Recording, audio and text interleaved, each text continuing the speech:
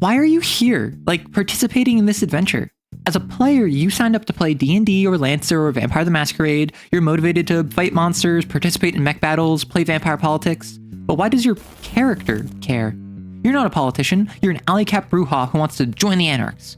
Yeah, Horus might be hacking core worlds, but you want to join Albatross. You're not interested in slaying dragons, you're interested in laying.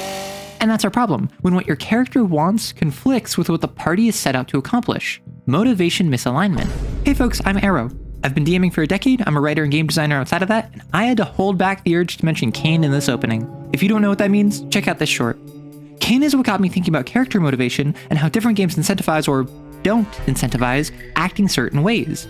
More on that in a different video. But then that got me thinking, what should you do when your character's motivation doesn't align with the rest of the party's, or the direction of the game overall? Well, the simple answer is you need to be flexible in your character's motivation. This isn't a movie where the plot will happen exactly how it's narratively satisfying, regardless of how much the protagonist refuses the call. This is a game where your engagement is paramount in making it flow. If you're not bought in, you can't cash out all of those plot coupons and fun stories you're so excited to collect. So be willing to change your character's motivation to align with the game you're in. I've talked about this at length, but it doesn't matter how interesting a character you have or how robust of an arc you have planned out if no one engages in it.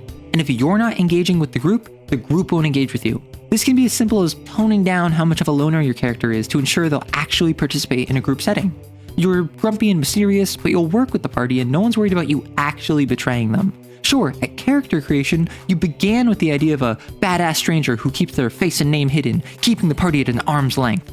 But that was character creation. This is the game. Play the character that fits the game. Don't force the game to fit the character. Because you're not forcing the game, you're forcing your friends. But why is this such a problem? Ideally, you're running a session 0 or some equivalent that sets the groundwork for what the plot of the game will be and how your characters will fit into it. This feels like it should be a non-issue. And maybe it is for your group.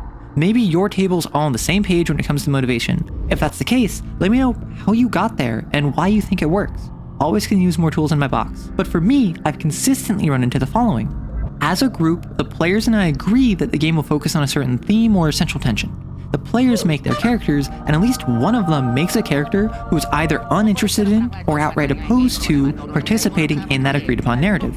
Oftentimes, this is with the intention of having an arc where their character is forced to care about what's going on and become a reluctant hero. Then tension arises from that character causing friction in the plot's direction, and that arc never sees fruition. Or for an actual example from an old game I ran, we sit down to play City of Mist, where the characters are all members of a group therapy circle. The central mystery of the game is that one of the other members of that circle is missing, and the group wants to find out what happened.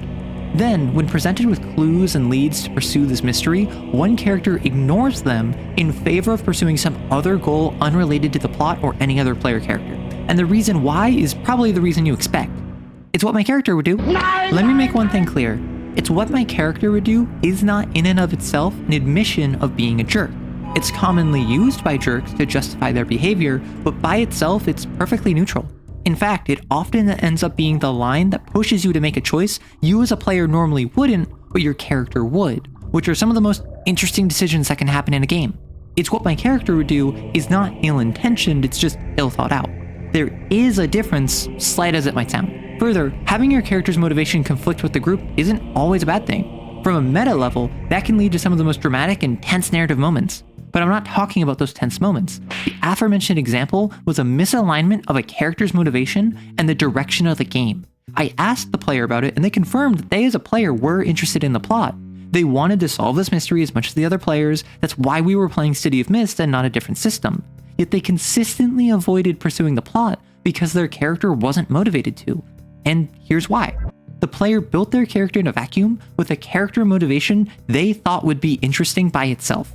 Then, when it didn't align with the game, they refused to alter their character's motivation to align with what the rest of the group wanted.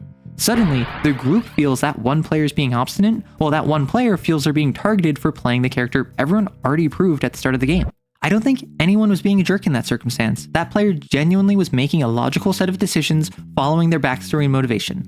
But as I keep saying, TTRPGs are collaborative storytelling. You gotta work with the group for the group to work with you. Don't treat your backstory and core premise as gospel. Treat them as a foundation to build a scaffolding of emergent storytelling off of. There's also another flavor of motivation misalignment, where the GM is pushing a plot or game that the party isn't engaged with.